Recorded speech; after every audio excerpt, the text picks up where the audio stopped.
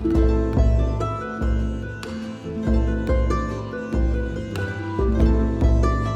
buenas tardes a todos y todas. Soy Juan García Targa, soy codirector del proyecto Esbatún, junto con la doctora Carmen Marina Torrecilla y el doctor Héctor Hernández.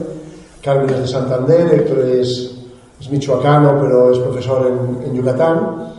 Y luego están todo el equipo de trabajo, que es el que figura aquí en la fotografía esta que tenéis, que hicimos unas camisetas el año pasado con los logotipos y aparecen todos los miembros del proyecto, excepto el que les hablo porque ya no estaba cuando se hizo la foto. Entonces hay trabajadores yucatecos desde Cal de Venegas, la población que nos nutre de personas y con la que tuvimos el vínculo inicialmente. Luego hay arqueólogos ya licenciados de la Facultad de Antropología de Yucatán. Luego hay unos estudiantes, estas dos chicas y este chico, que son de una universidad promovida por el presidente actual, que se llama Del Bienestar. Es decir, que somos todo un conjunto de gente, que son los nombres que aparecen abajo, faltarían los de los trabajadores, y por tanto que somos al final como una pequeña familia y disfrutamos de trabajar en este tipo de cosas, y esa es la clave de este proyecto. Eso por un lado. Luego, por otro, ¿por qué estamos en Sant Jeroni de la Murtra, aquí en Badalona? ¿Qué vínculo tiene o qué justifica, si se puede decir, que estemos aquí? Pues el vínculo es muy sencillo. Cuando yo empecé a ver la posibilidad de ir a trabajar a México, a Yucatán en este caso, una de las primeras personas con las que hablé, el presidente, fue Jaume Aymar, el presidente de la Fundación Catalunya América, entre otras muchas cosas que hace esta persona. Entonces yo estaba empezando a elaborar este proyecto de este sitio, que yo ya lo conocía desde hacía muchos años, porque había trabajado en México, llevo más de 30 años en México trabajando, y entonces empezábamos a mover el proyecto, a buscar patrocinadores potenciales del proyecto que nos echaran una mano en las diferentes actividades que queríamos llevar a cabo, y eso implica un gasto económico, como todo en esta vida, ¿no? Entonces, por el devenir de las cosas, al final esta fundación nos echa una mano muy importante para el desarrollo de este proyecto, junto con Sunway, que es una promotora inmobiliaria en Sitges, y junto con otra gente. Además, lo hablábamos con un compañero de aquí de la fundación, con una persona fantástica que se llama Marta, que nos deja su casa en Yucatán gratuitamente, y que además el año pasado nos compró una nevera. Entonces no tenemos más que palabras de agradecimiento para esta persona, igual que para otras muchas que nos apoyan en esta aventura yucateca. Entonces mi agradecimiento de antemano a la Fundación y a todos los demás patrocinadores. Por otro lado, la Fundación Catalunya América también, como somos gente muy activa, estamos empezando a mover, a desarrollar un segundo proyecto en América. Fundación Catalunya América quiere decir que intenta buscar aquellos vínculos entre Cataluña y por extensión a otras partes, digamos, del Estado y América, y a través de un personaje, de una persona importante para la Murtra y para la historiografía y para la etnografía de América, como es Fray Ramón Paner, que estuvo en la República Dominicana en época muy temprana, en cuestiones de evangelización, y que además dejó un libro explicativo de todas sus experiencias.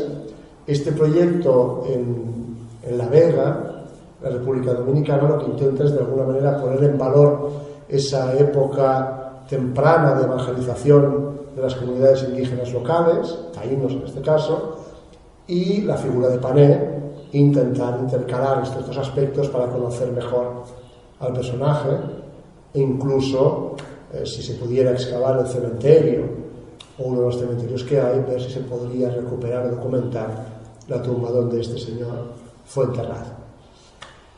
Esas son actividades complejas, difíciles a nivel de gestión, burocrático-administrativa, a la que vas a excavar a otros países, lógicamente. En el caso de México existe una autoridad importante, que es el Instituto Nacional de Antropología e Historia, a los que también agradecemos su apoyo al Consejo de Arqueología, que nos aprueba los permisos para poder ir y tiene mucha paciencia con nosotros, a veces por las diferencias de criterio en algunos aspectos.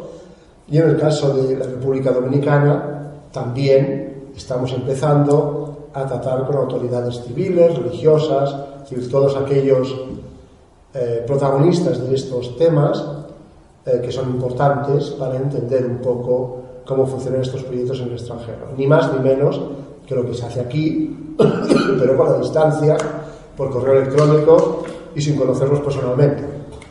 Entonces, también es un reto profesional y personal que nos incumbe a todos los miembros del proyecto de Saturno, en este caso, y el proyecto de La Vega, junto con Jaume, junto con Albert, junto con Ana Casas, etcétera, etcétera, etcétera. Ya centrándonos en este aspecto, ya habéis visto la primera imagen.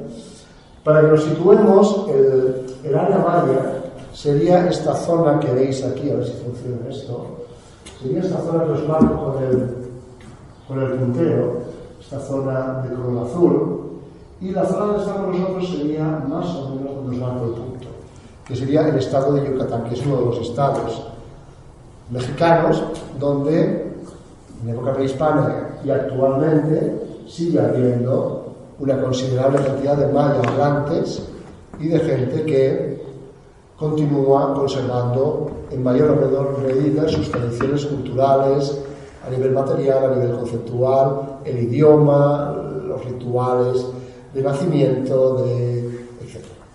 Entonces, en esta imagen que veis aparecen algunos de los monumentos quizá más conocidos por todos, como es el Chichén Itzá, que está más o menos a una hora de donde estamos, o Palenque, o Tikal en Guatemala, o Tulum en la costa de la Riviera Maya, que es conocido como un sitio además de muy bonito.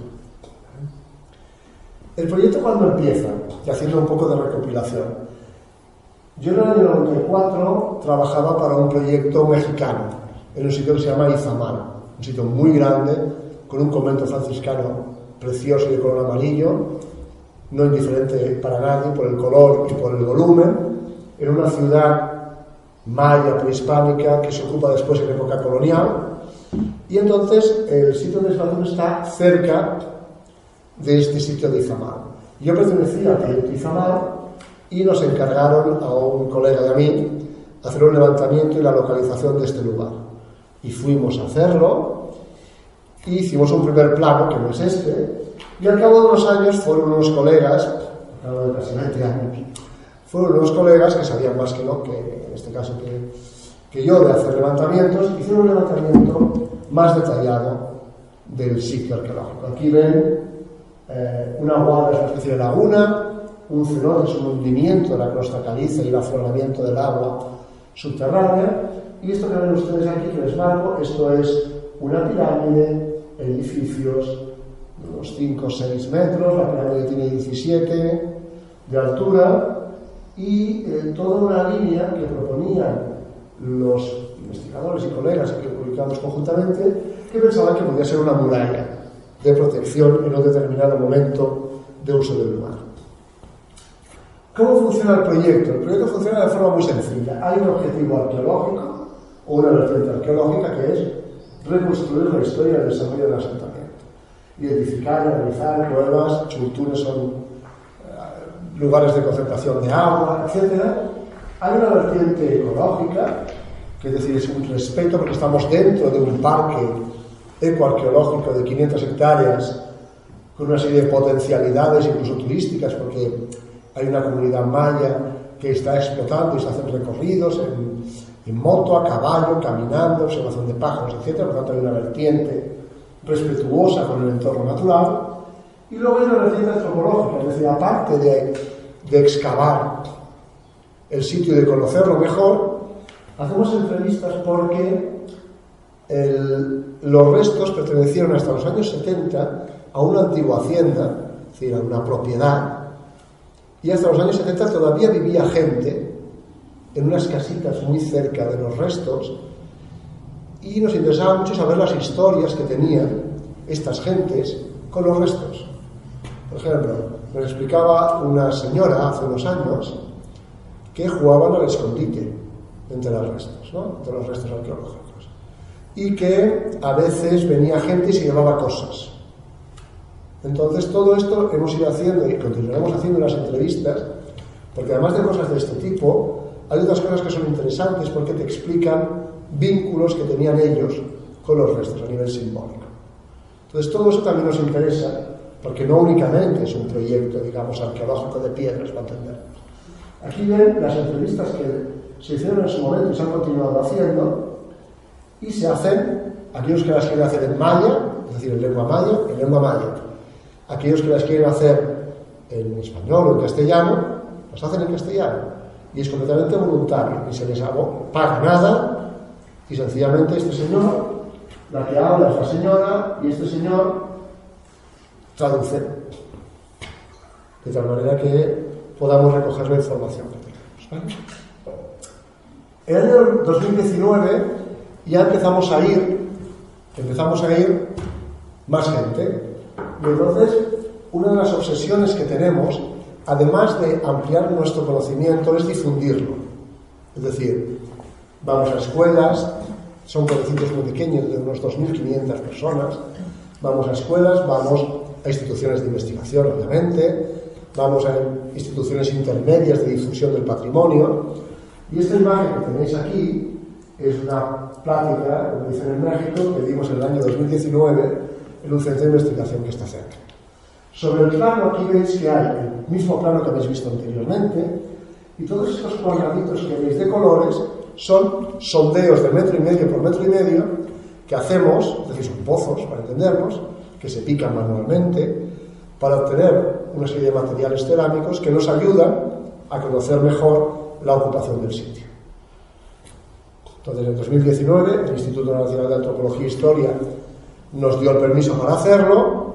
Posteriormente no nos lo dio porque habían orientado hacia otras líneas, pero no únicamente a nosotros, sino a otros investigadores, y este año pasado nos han dado el permiso para poder hacer estos pozos que son muy ilustrativos. Aquí tenéis una foto de Google en la que se ve, el sitio se llama Xbaatún, que en maya quiere decir lugar donde se recoge el agua, es decir, está vinculado con el agua. Esto es la laguna, un cenote, otro cenote, otro cenote, otro cenote. Es decir, son puntos de agua que procesada se podía beber, se podía utilizar para procesar los alimentos, por lo tanto es muy importante, ¿vale?, para justificar o explicar por qué los mayas se pusieron a vivir aquí. En el año 2019 empezamos a hacer de forma, primero un poco desordenada, y luego ya de forma más sistemática, lo que se llaman recorridos en superficie. Es decir, conocer el territorio. Entonces, ¿qué hicimos?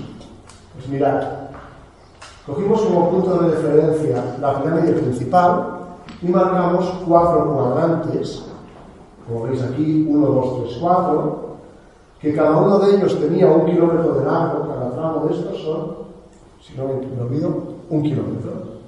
Entonces, con un GPS, se fueron localizando todas aquellas construcciones que se iban encontrando.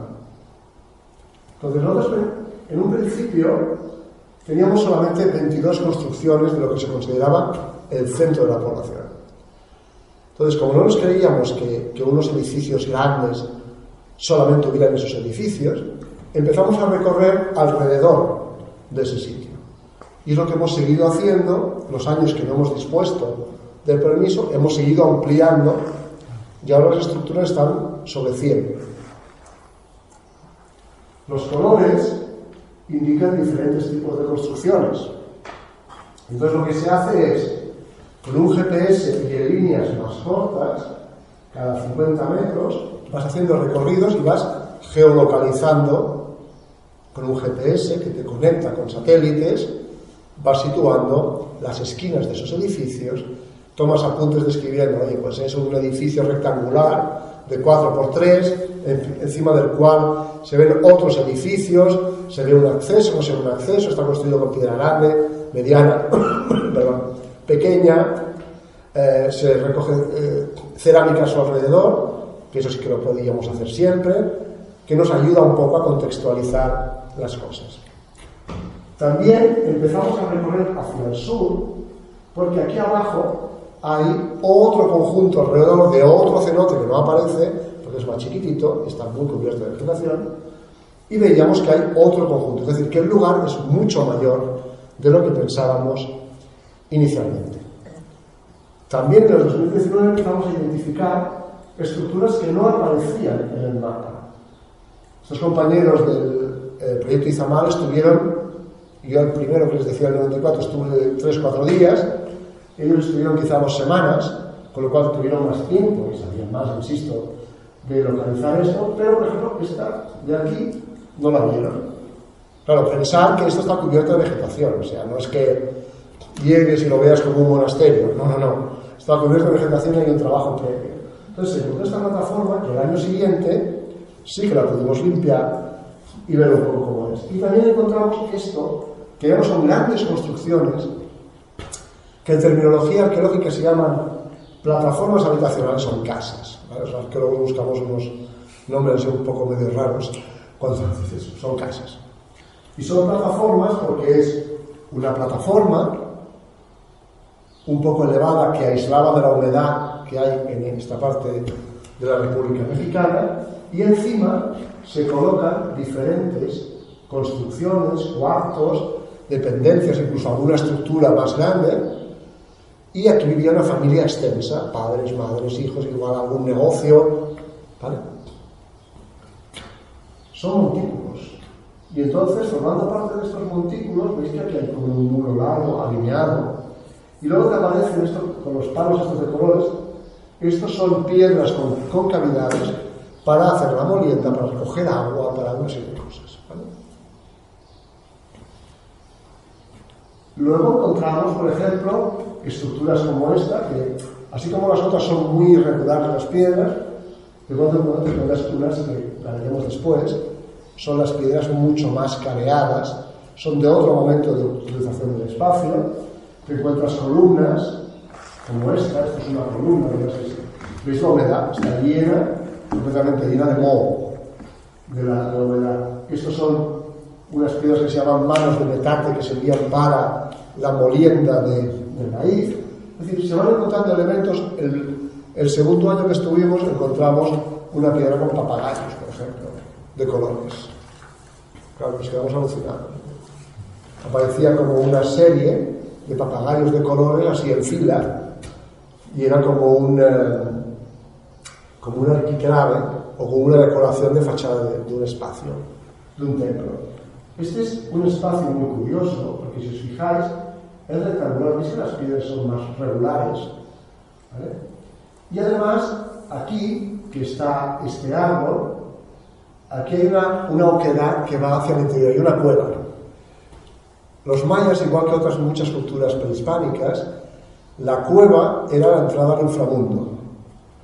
Y entonces nos interesa mucho, y lo vamos a hacer este año, comprando una cámara de estas chiquititas que la puedes ir bajando, queremos ver lo que hay dentro. A ver si podemos ver exactamente lo que hay dentro. Y entonces hacemos, ahora veréis, dibujos con drones también, porque hemos ido incorporando. El año 2021 se incorporó al equipo una pareja fantástica. Él es de aquí, es catalán, su compañera, que yo conocí a través de una serie de circunstancias, es de Madrid, y se complementan muy bien y nos hacen los vuelos de drones, las fotogrametrías, etcétera. Todo este tipo de incorporaciones son gratuitas, sencillamente porque les interesa, les gusta, y les estamos muy agradecidos, tanto a Xavi como a Cristina. Y luego tenemos otra serie de construcciones, por ejemplo esta, que veis en un croquis aquí muy cutre, si me permitís. Este año lo hemos podido hacer mejor, ya con fotogrametría, con lo cual se ve mucho mejor. Pero es que ya es una vez que, claro, esto tiene como una forma ovoide, ¿vale? Que sería esta que tenéis aquí. Esto es un croquis así rápido porque era el último día de trabajo que ya nos quedamos. El año 2021 empezamos a encontrar, ¿veis esta línea? ¿Vale? Verde, muy larga, y pensábamos que era en maya se llama Sapé, que quiere decir camino blanco, y pensábamos que era los mayas hacían caminos entre ciudades, igual que las calzadas romanas, para entendernos, y luego hacían caminos dentro de las ciudades para conectar algunos grupos arquitectónicos. Entonces, como pensábamos que esto era una sascabera, que es un lugar para la extracción de sascab, que es una especie como de mortero, para construir, dijimos, bueno, pues es lógico, ¿no? Si tienes aquí una cantera, que tengas un camino para poder llevar el material hacia el centro, para hacer el mantenimiento de los edificios. Pensad que los edificios mayas, igual que los griegos, igual que eran de colores, estaban estucados, estaban pintados. Ahora los vemos con la piedra pelada, pero no eran así. Entonces, era fantástico. Y nos montamos una película, incluso en el informe del Instituto Nacional de Antropología hemos encontrado un Sacbé y estábamos felices y tal. Vale. Y todo esto que veis aquí son diferentes tipos de estructuras que aparecían alrededor de lo que pensábamos que era una sascabera. Veis que aparecen manos, es decir, además de situar las construcciones que encontramos, situamos los elementos que encontramos en superficie. Acumulaciones de metal, es decir, de molinos para la molienda del grano, manos, cerámicas, sílex, etcétera, etcétera. Pero progresivamente, ya será este año, aquí tenéis otras estructuras más. También hacemos, a través de la fotogrametría, esta es la estructura que os dije que se encontró, que estaba fuera del centro, y a través del GPS se empezó a localizar todo esto de aquí, que veis, son tambores de columna. Es decir, que seguro que esta fachada de aquí que daba a una plaza hacia el conjunto principal del lugar, debía tener columnas en una fase que se llama Puguk de esta zona de Yucatán, que es a finales del Clásico. Hicimos todo un inventario con tipologías de construcciones en función de cómo eran, etcétera. No hace falta explicarlo. Y además, Carmen, que es la ceramista, es la codirectora, empezó a hacer el estudio de la cerámica. ¿Por qué es importante la cerámica? Mirad, en arqueología maya hay que hacer estudios paralelos para al final contrastarlos. Por un lado está la arquitectura, que sigue diferentes estilos. Depende de las épocas. Hay épocas que las piedras son más grandes, otras que son más pequeñas, otras que son más pequeñitas y más decoradas, más profusamente decoradas. Y para eso nos sirve también, ¿no? Para contextualizar. Luego, la cerámica. La cerámica correspondiente a cada una de las fases a veces sigue tendencias decorativas, formales, estilísticas diferentes. Y eso también tiene un marcador. Además, perdón. Cuando hay epigrafía, es decir, cuando hay textos, los mayas escribían, introducían aspectos calendáricos en la epigrafía, también se ha de cotejar, se ha de comparar ese tercer elemento, esa tercera pata a nivel explicativo. En el caso de Esbatuni, buena parte del estado de Yucatán hay menos epigrafía que si vas hacia el sur, hacia Guatemala. En el caso de Esbatuni no hemos encontrado nada.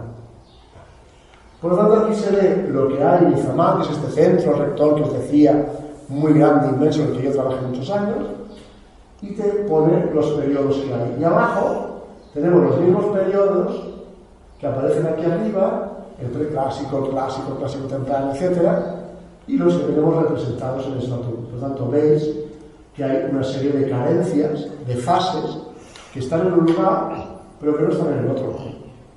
Entonces hay una disonancia.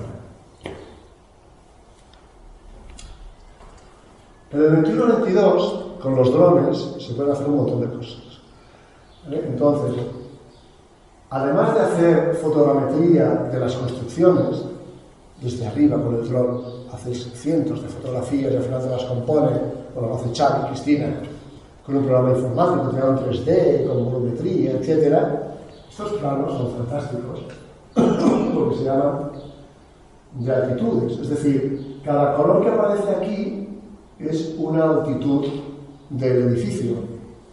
Como aquí aparecen los edificios cuando se ocuparon, se les daba mantenimiento, como las casas o como los monasterios, a la que se le deja de dar mantenimiento se va derruyendo el edificio, ¿no? Y al final acaba siendo como una montaña artificial, un túmulo, o en Yucatán le llaman un mul, un montículo, ¿vale? Entonces, este tipo de representaciones te dice que esto es una altura, este es el nivel de circulación actual, lo que pisas, y aquí veis que hay unas acumulaciones de color rojo, que arriba del todo hay una serie de edificios, que a veces tú no los ves, porque hay tal cantidad de derrumbe que es imposible. En cambio, haciendo el vuelo de dron se detecta. Ya os explicaré con más cosas. Con los vuelos de dron, los trabajos que hacen Xavi y Cristina, se ha podido rectificar parte del plano del centro. Esto es la pirámide principal, la estructura 1, que os decía, de 17 metros de altura. Estos son otros edificios sobre los que se ha hecho fotogrametría y vuelos de dron, y se ha podido rectificar la orientación. Y esto es fotogrametría de ese edificio chiquitito que os decía. Esto es el árbol que digitalmente se ha quitado el resto del árbol. Si tú eres diseñador, lo sabes que hoy en día se puede hacer cualquier cosa que se te ocurra. Pero, esto que parece muy sencillo, para poder hacer estos vuelos de dron, que luego quedan muy chulos y ahora veréis más cosas, hay que hacer un trabajo ingente de limpieza. Dime. Es que justo vengo de la Fundación Amas de Manresa y he estado recogiendo piedras hoy y he hecho un muro. Sí. Que ahora no lo estoy viendo y digo, que vengo de allí, de al lado de Montserrat. Sí. Bueno, te digo, aquí imaginaros, claro, toda esta limpieza hay que talar aquellos árboles que molestan, pero intentar no talar aquellos que tienen una difícil recuperación. Es decir, por eso os he hablado de la vertiente ecológica del proyecto. Para que las hélices del dron no se atoren con las lianas, hay que cortar las lianas. Es decir, hay que hacer una limpieza muy exhaustiva y luego hay que buscar un rato que no haya mucho sol, que en Yucatán es complicado, para que no salgan sombras.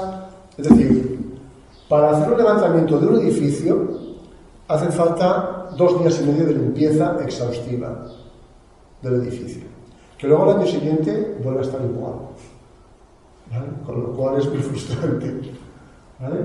Entonces, aquí veis algunos. Esta es la parte de arriba de esta pirámide más grande. Aquí veis las partes de arriba de algunos edificios con alguna columna. Aquí veis otro, veis que tiene, donde están los palos estos de colores, marcan unos muros más o menos uniformes, de forma rectangular. Es decir, vamos viendo características. Y estos son 2 edificios paralelos. La aguada estaría aquí, ¿vale? Y se acaba limpiando de todo. La vegetación, claro, lo que más molesta es la vegetación pequeñita, muchas veces, que también te impide ver las líneas de los muros. Es decir, si tuviéramos más recursos, en vez de 7 trabajadores tendríamos, yo el primer proyecto que fui hace muchos años de Esquintoc habían 100 y pico, creo recordar. En Izamal yo ayudaba a pagar las nóminas los viernes y nos pasábamos 2 horas para pagar a los trabajadores que había. Era otra época, que había más recursos. Y lo que os decía antes también, aquí tienes la imagen y luego digitalmente se pueden quitar esos árboles que por respeto a su proceso de crecimiento, etcétera, no los quitamos para no dejar esto completamente pelado. ¿Qué te da estos vuelos de dron, etcétera? Te da imágenes como estas. Aquí, si os fijáis un poco con cariño, aquí se ve una escalera, ¿vale? Y entonces este modelo, que es uno de los montículos con todo el derrumbe que forma, se puede individualizar la escalera, se puede hacer un vuelo desde arriba de la parte de esta pirámide más alta y ves el último cuerpo, ves un edificio que hay arriba, es decir, ves un montón de cosas que yo conozco el sitio y había cosas que no había visto nunca de esta manera. Y ahora veréis más. Este es este edificio que os decía en rojos la parte de más arriba, y estos son algunos de estos, veis aquí. Aquí hay como varias estructuras que están en la parte superior. Aquí es lo que os había enseñado antes. Aquí solamente hay una. Es decir, ves cosas que igual en un futuro las puedes excavar, pero que como mínimo lo vas procesando. Este es el 42 que os decía que estaba fuera. Entonces se pudo hacer el plano con estos colores y las alturas diferentes. Y la fotogrametría y estos trabajos permiten toda una gama de planos complementarios de hacer, que se llaman secciones o cortes, que serían yendo de un lado, cogiendo todo el derrumbe, para arriba, bajas y te dan estos perfiles para que veas realmente la afectación sobre los edificios. Bueno, y así hay muchos más ejemplos que podéis ver. Este sería este edificio, con las alturas, con el árbol. Este es otro edificio chiquitito que hicimos, o que hicieron, en este caso. Y las reubicaciones respecto de la aguada. En esta aguada hay cocodrilos, por curiosidad. Y luego, claro, te dan estas imágenes fantásticas de vuelo de dron. Si en un día claro la costa está a unos, igual meto la pata, unos 20 kilómetros hacia el norte. Entonces, esta perspectiva de altura que te da sobre el entorno, claro, aquí hay más edificios pero que no se ven porque son más bajitos, por aquí hay uno muy grande, y lejos, como unos 10 kilómetros, hay otro sitio, primo hermano para entendernos, que tendría rivalidad con Esbaturo. Luego, con estos aspectos de fotogrametría y vuelos de drones se pueden hacer cosas como estas. Es decir, esto es una reconstrucción a escala normal de qué vería el personaje, el sacerdote o el ajao, que sería el jefe, el gobernador de esta ciudad, que vería desde arriba con los edificios que hemos hecho la fotogrametría. Es decir, este señor cuando se subiera, posiblemente por este lado, vería todos estos edificios más pequeños y podría interactuar visualmente con los demás. Tenemos otra imagen con una de las aguadas y los edificios tal como se ven, con el derrumbe. Es decir, tienen otra más detalle con la escalinata que les explicaba antes y los edificios que están más cerca, y no habían calles, pero sí que habían espacios de deambulación entre unos y otros. ¿Ahora están así o está lleno de árboles todo lo que se ve? Ahora puedes apostar doble sobre sencillo que estará lleno de árboles. Vale. Porque crece muy rápido. Pensar que llueve mucho, hasta muy trastocado el clima. Pero mira, por ejemplo, aquí tenéis el edificio principal, la aguada, otra aguada, es decir, puntos de agua que si no explican el nombre del sitio se acerca bastante, ¿no? Aquí tenéis, son muy bonitas estas imágenes, ¿no? De vuelos del otro, le puedes programar al dron y decir, oye, vete para allí y vuelve y sube, ¿no? Si lo sabes hacer, no es mi caso. Este año lo que hemos hecho, aparte de seguir los recorridos, aparte de hacer pozos de estos para tener registros de cerámica, hemos limpiado, o han limpiado los trabajadores, un lado de la pirámide, para poder hacer como un perfil de cómo es arquitectónicamente. ¿Vale? Porque si no ves un montón de piedras, pensad que esta pirámide hace 44 metros de lado, es decir, es muy grande. 44 por 44 y por 17. La cantidad de piedra que hay aquí es para poder hacer cualquier cosa.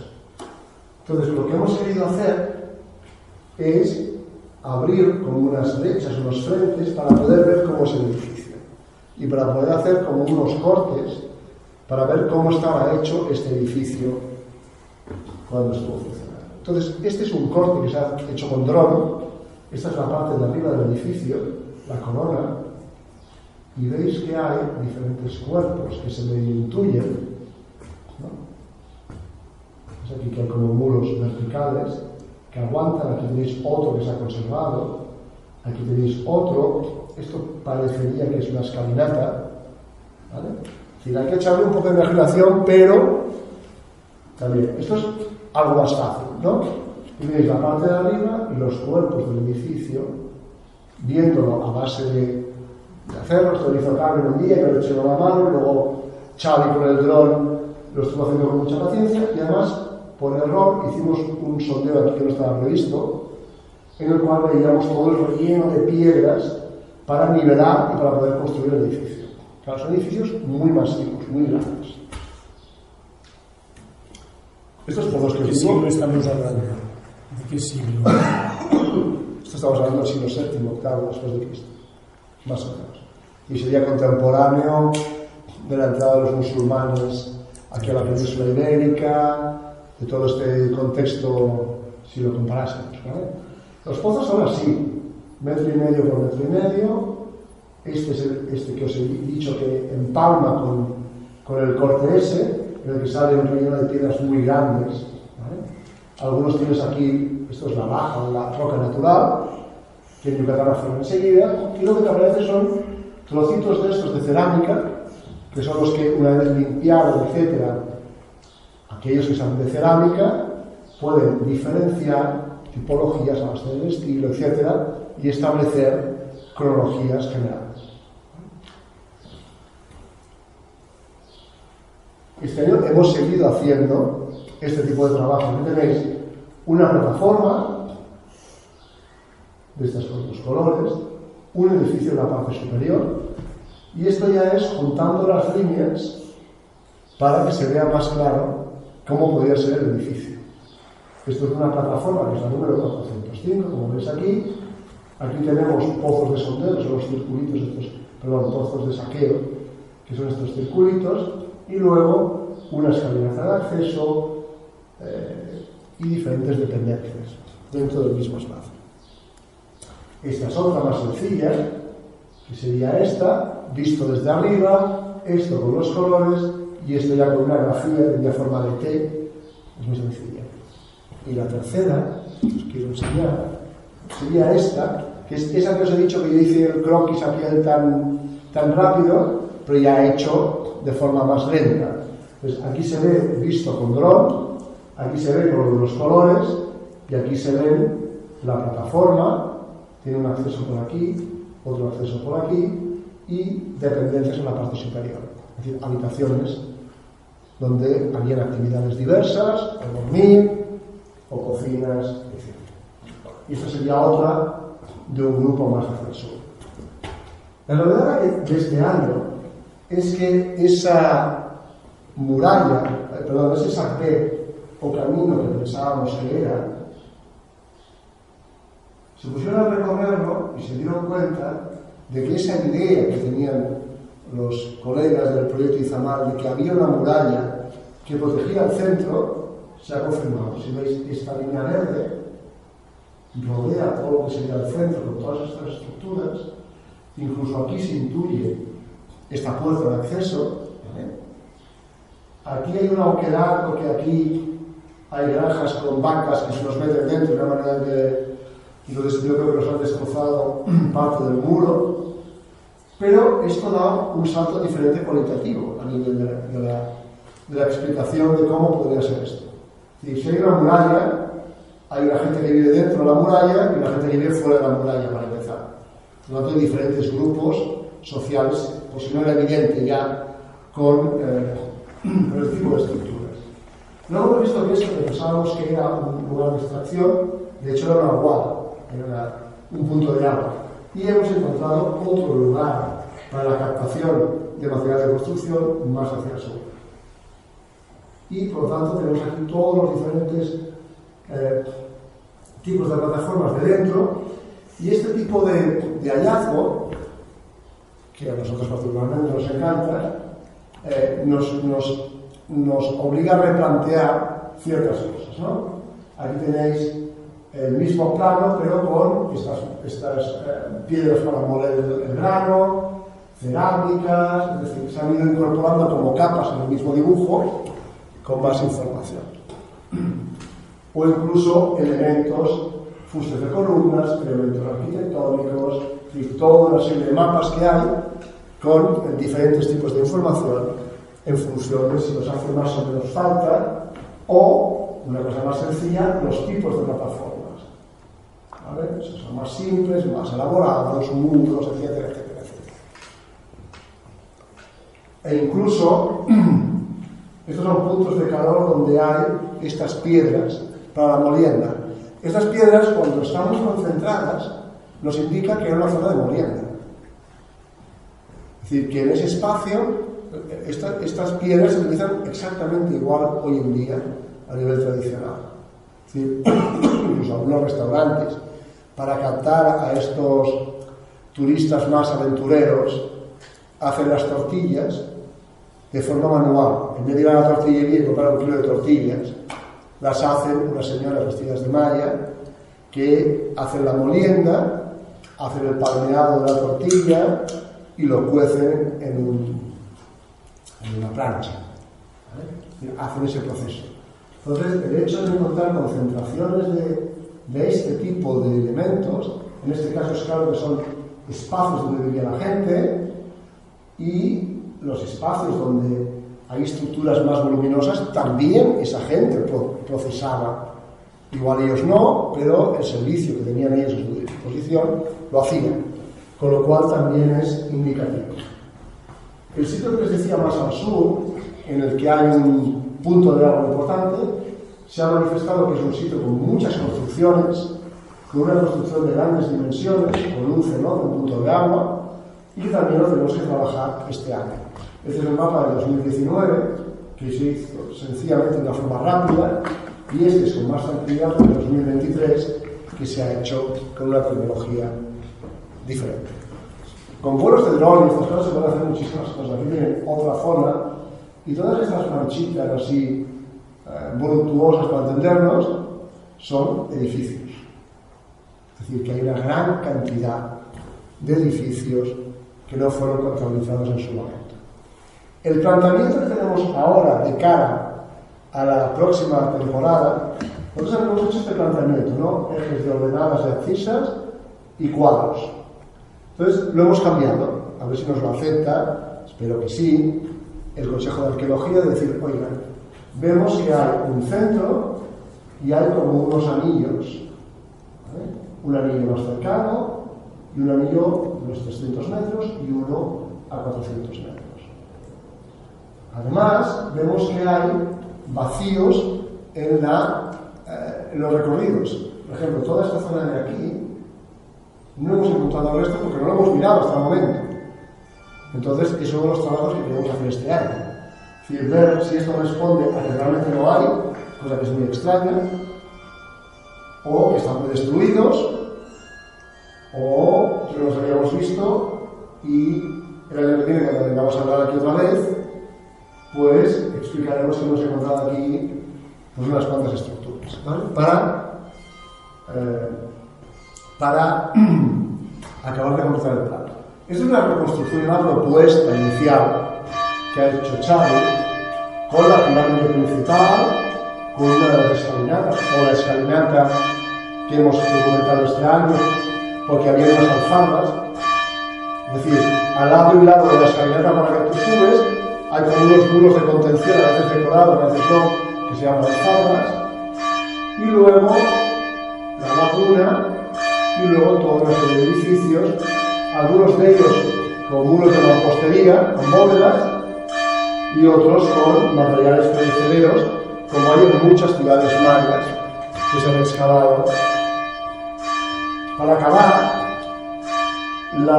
esta intención siempre de difundir lo que hacemos, desde el primer año empezamos a hacer conferencias en diferentes sitios, tanto aquí en Cataluña como en Yucatán, en diferentes ámbitos. La que particularmente a mí me gustó más es una que hicimos el año pasado en una escuela del pueblecito donde estamos viviendo, se llama Santa Witch, que es la que corresponde a esta cartel, y que la hicimos en la escuela del pueblo y vino casi todo el pueblo, vino muchísima gente, niños de diferentes edades, sus papás, no sé qué, y fue muy bonito, muy tierno, muy ilustrativo. Nos pusimos en contacto con el profesor y entonces nos pusieron todas las facilidades, lo hicimos en el polideportivo, al aire libre, y la verdad se fue muy divertido porque todos los niños preguntaban y era muy entretenido. Y hay muchísimas publicaciones más, estas son algunas, estas son de congresos, digamos, profesionales, esto es de una revista mexicana muy prestigiosa, esta es de la revista Sapiens de aquí, ¿vale? Que ahora estamos precisamente en una entrevista para hacer otra cosa. Esto es igual que a vuestra conferencia aquí, en agradecimiento y para difundir a la Fundació Catalunya América, damos Sitges para agradecimiento para los patrocinadores que tenemos allí. Entonces, esto será del diario local, ¿no? Y hacemos mucha difusión de todo lo que hacemos, no por nada, sino porque somos agradecidos, primero a aquellos que nos apoyan desinteresadamente, luego el reconocimiento del trabajo que hacen desinteresadamente toda esta gente. Es decir, cuando el proyecto empezó y fuimos convenciendo, no costó mucho, convenciendo a colegas, arqueólogos, etcétera, la forma de compensar ese trabajo, ya que no es con dinero, porque solamente cobran los trabajadores mayas, la manera de compensar es en publicaciones en las que figuramos todos, aparecemos todos, cosa que en muchos casos es complicada. Tanto aquí como en México y en otros muchos sitios, el estudiante o el licenciado que empieza aparece en los agradecimientos muchas veces, sí aparecen. En cambio aquí el compromiso desde el principio fue que apareciéramos todos. Algunas veces estamos Carmen y yo, hemos ido incorporando cambios en los que hay. Ahora se va a hacer un artículo para la arqueología mexicana con cuestiones tecnológicas de drones y etcétera, y lo harán los que se encargan de hacer eso, porque es lo que tiene sentido, y vamos haciendo de esta manera para promover el compromiso que tenemos con arqueólogos, etcétera, y los únicos que cobran son los trabajadores de Cal de Venegas y algunos que subcontratamos para una cosa puntual, o el año pasado, por ejemplo, que tuvimos al venir unos estudiantes con los que no contábamos y no cabíamos en la casa porque dormimos en hamaca. Claro, éramos más que las hamacas que se podían colgar. Entonces, o dormíamos por parejas, pues ha sido una opción, y al final se decidió alquilar a un precio simbólico una casa muy sencilla para que pudieran dormir esos estudiantes, ¿no? Entonces, todos los recursos con los que contamos se destinan a eso. Es decir, yo me pago el billete, los otros se pagan el billete de avión para ir, y el dinero sirve para pagar a los trabajadores, para dar de comer a la gente, obviamente, y para material fungible y para cosas que sobrevienen, tener un remanente para poder hacer frente a eso. Y esto es lo que yo les quería contar. Entonces, si quieren hacer cualquier pregunta, estoy a su disposición.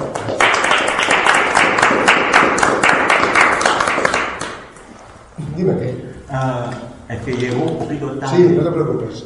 ¿Dónde está ese...? Mira, esto es México. ¿Estás en México? Sí, yo estoy trabajando en México. Es decir, yo soy de aquí, trabajo aquí en Cataluña, y desde hace 35 años, no hace mucho, voy a México cada año, y entonces soy arqueólogo, estudié aquí, pero luego hice la tesis doctoral de allí, y desde hace unos años, desde el 2018, empecé solo, y luego se fueron implicando otras personas, y llevamos a cabo un proyecto de investigación arqueológica, antropológica, etnográfica, muy variada, sobre el pasado y sobre el presente, los vínculos del sitio con el entorno. Esa es un poco la idea. Antiguamente son la gente rurales que vivía Claro, ahí, o claro. son gente... No, tal cual, lo has dicho muy bien. Es decir, actualmente es un parque ecoarqueológico todo esto. Es decir, es una reserva de 500 hectáreas, es decir, muy grande. Una hectárea es un campo de fútbol. Pues nos imaginamos 500 campos de fútbol, y es la superficie que tiene el parque, que se llama de Oswatch. Entonces, dentro de ese parque hay puntos de agua, lugares de observación de pájaros, y sitios arqueológicos. Y el más relevante es este del que os he estado hablando. Entonces, yo hace muchos años empecé a ir con mexicanos, porque yo trabajaba con mexicanos, luego me llevaba estudiantes, he llevado muchas clases allí de arquitectura, europea y maya y tal, y entonces me llevaba a los alumnos a hacer prácticas. Alumnos de patrimonio, alumnos de arquitectura, de diferentes universidades. Y entonces, desde el 2018, me lié la manta a la cabeza, como se dice, y empezamos con esto, pero es muy gratificante. Desde el punto de vista académico, pero sobre todo personal, me lo paso muy bien. Y nos lo pasamos muy bien, porque somos gente así. También me gusta el fútbol, o sea, pero me lo paso muy bien con esto. el silencio, los pajaritos, la ausencia de móviles que te llamen, el caminar y respirar y oírles hablar en maya, es fantástico. Y luego el grupo de gente que estamos en general muy bien avenidos y que tenemos muy buen feeling porque todos tenemos muy claro a lo que vamos. Desde el primer año se les dijo las condiciones a los arqueólogos mexicanos: oye, si esto no cambia, las condiciones son estas, y oye, si las cosas se dejan claras desde un primer momento, perfecto, se les apoya lo que haga falta, los trabajadores, si sobra un dinero remanente se les da, si sobra comida se les da, se les invita a unas carnes a la brasa antes de acabar como agradecimiento de alguna manera, pero es de forma voluntaria, excepto los trabajadores, insisto, que se les paga un precio irrisorio, vergonzante a veces, pero son los sueldos estipulados, en este caso, por las autoridades para este tipo de trabajo. Entonces, claro, no te puedes pagarles aquello que tú querrías pagarles. Y ellos, cuando se dan cuenta de que la movienda, por ejemplo, estas actividades manuales son las mismas que, o muchas de ellas continúan ahora, sí, tantos años después, ¿no? Bueno, porque este modo de vida. Claro, hoy en día hay tortillerías industriales. Yo viví, por desgracia, en un pueblecito, bueno, a ver, el pueblo era muy bonito, pero delante de una tortillería que empieza a las 2 de la mañana, la máquina es un horror. Pero luego también se pueden hacer, cuando no tienes la tortillería o en tu pueblo no hay tortillería, las haces manualmente. Es decir, agarras el trigo, lo mueles, lo mezclas con cal, haces la masa, lo trituras, haces la forma de la tortilla y lo cueces.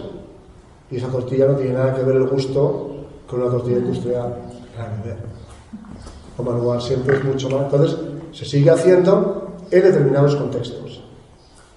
Cuando no hay una cosa industrial o cuando... Claro, pensar que en México el precio al que está la tortilla es un elemento importantísimo de la economía. Porque es básico, desde el que come en la Ciudad de México por la calle hasta el mayo que tenemos aquí trabajando, que cada día traen 1 kilo de tortillas y le meten dentro y hacen la comida y lo comen con tortillas. Entonces la subida y la bajada de la tortilla, que a nosotros nos parece una cosa irrelevante, es muy importante a nivel económico para ellos. En otra campaña anterior o conferencia anterior nos habías dicho que también habían hecho un inventario de plantas. Ay, ¿no? sí, se me ha olvidado, perdonad. Y los usos que les da. Se me ha olvidado, perdón. Sí. Gracias, Javier. No sé si ahora también. Este año ha venido precisamente un especialista, es decir, hasta este momento lo habíamos hecho con buena voluntad, pero sin un conocimiento profundo de la herbolaria. Este año ha venido un compañero de Carmen, fantástico, especialista, y entonces ha hecho un inventario que todavía no lo he visto, súper especializado, con el nombre en maya, en castellano, los usos que se le da tanto a nivel, digamos, industrial, para madera, para construir, etcétera, como el uso farmacológico en caso de que pueda servir para algún tipo de tratamiento, etcétera, etcétera. Claro, al ser una reserva natural, tiene como especies endémicas, digamos, ¿no? Y entonces es interesante hacer el estudio de estos árboles, de estas plantas, porque es muy probable que algunas de ellas, bueno, seguro que algunas de ellas fueron utilizadas en época prehispánica para diferentes usos por los mayas. Entonces, por eso nos interesa tener un estudio exhaustivo que se tendrá que continuar sobre todas estas plantas, los usos, para poder establecer también en las fuentes escritas del siglo XVI en adelante, te explican cosas de farmacopea, de plantas, etcétera, etcétera, etcétera, tanto en el centro de México como en el área maya. Y, perdón, una última pregunta.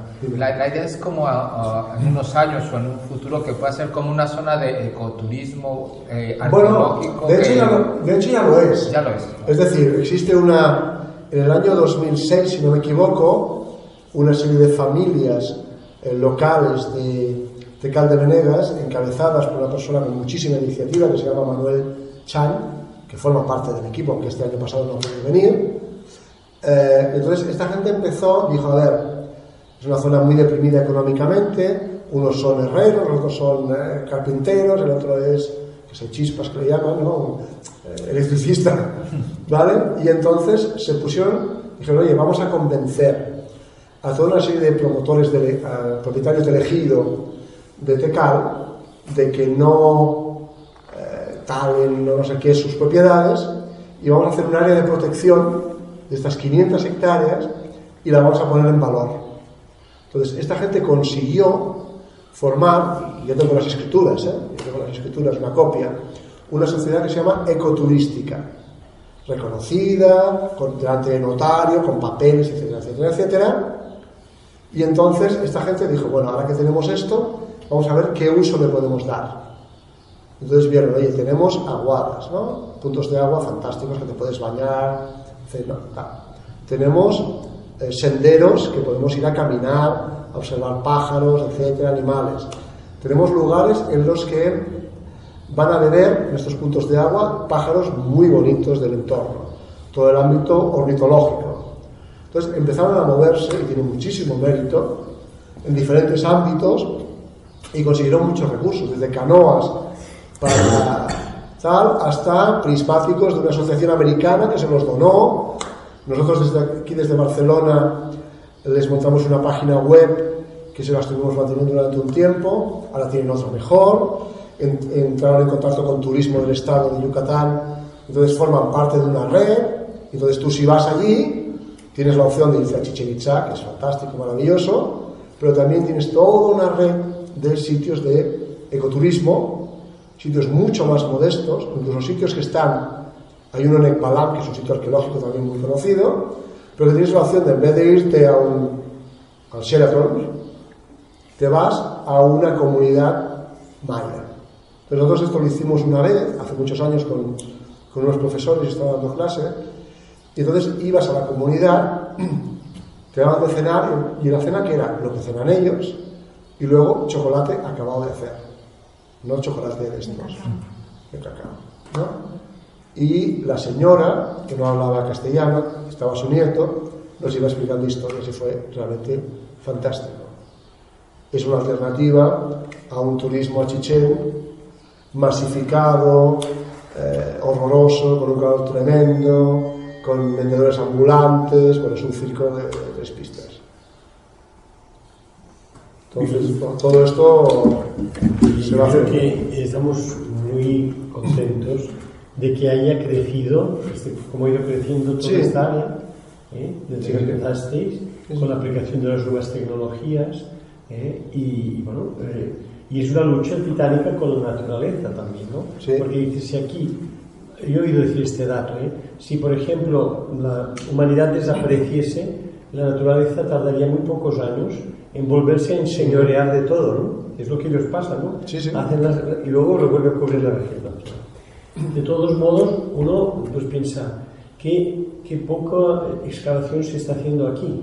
Solo que excavásemos aquí el Valle de Belén, esta zona, y no digamos la Serrada de Marina, la cantidad de hallazgos que seguramente se harían, pero no se está potenciando las excavaciones. Bueno, a lo mejor cuando vean todos los tesoros de aquí mayas, pues nos animamos también nosotros. Bueno, es complicado. La arqueología tiene un coste y genera molestias muchas veces, ¿no? Sobre todo en obras, en cascos antiguos, bueno, aquí lo sabéis, en Badalona, ¿no? Yo lo sé en otros sitios en los que me he visto metido en obras y en líos, y entonces, bueno, en este caso no entra en conflicto con nada, y por eso es tan gratificante, porque vas caminando, ves cosas, animales, plantas, y es muy relajante, acostumbrado a lo que estoy acostumbrado, de líos, follones, broncas con constructores, con no sé qué, ayuntamiento. Es otra historia. Gracias. A vosotros. Joan.